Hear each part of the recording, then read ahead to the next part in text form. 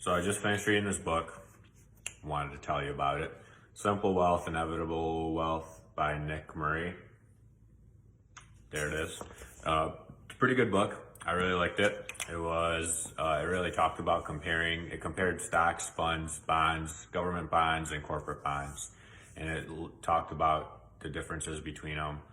There are a lot of cool graphs that showed, I'll see if I can find one while I'm talking, that pretty much showed your return on investment between them once you take away taxes and everything else. Yeah, so like right here, he goes into showing the amount of return you would actually get on like small cap stocks would be like 5.6, large cap 4.6, 4.1 for corporate bonds and government bonds.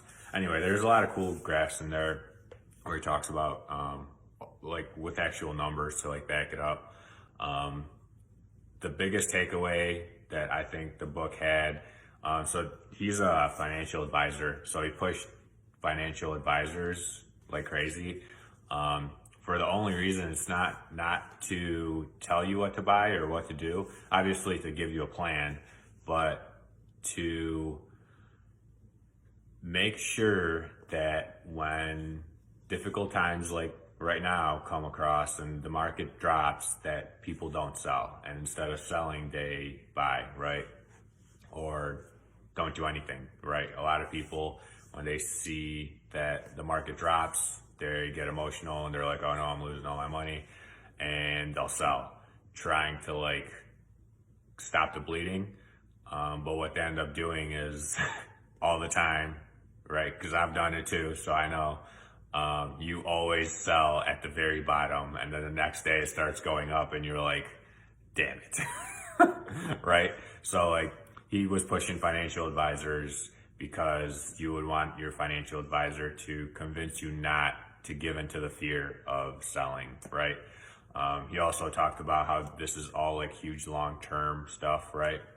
And he looked at risk in a really interesting way, right? So everyone thinks that this or that is risky, or let's say like buying stocks was risky, but over a long term, I think the way he put it was like over the long term, over like 20 plus years of being in the stock market, let's say, the risk isn't not buying today because the market's high or low or whatever it is. It's actually not buying at all, which was like super like, right, it makes sense if you look at the market throughout, in like 20-year cycles. So that was really interesting. He actually gave an example, which he didn't really talk about real estate, but he gave one, which I wish he would have talked about more, but he bought his house for like $80K, and over the years, I think he put like, I don't know, whatever he put into it. And then he ended up selling that house 20 years later for like 600 something thousand dollars. So his net profit on it was like, let's say like 500K. To that, it was kind of like a tease, because like me being a real estate guy, I'm like, okay, so you could have bought like, I don't know, 10 houses for 80K, right? 20 years ago, and then held on to them as rentals, let's say, just for example. And then 20 years from now, you would have had, I forgot the numbers I gave, but way more money than whatever. But I just thought it was interesting. I think it's a good book to read. It's good. He talks, there's data in it, which I really like. There's data and graphs and all sorts of cool stuff. So if you're looking for a book to read about stocks and bonds and all that super exciting stuff, this is a book for you.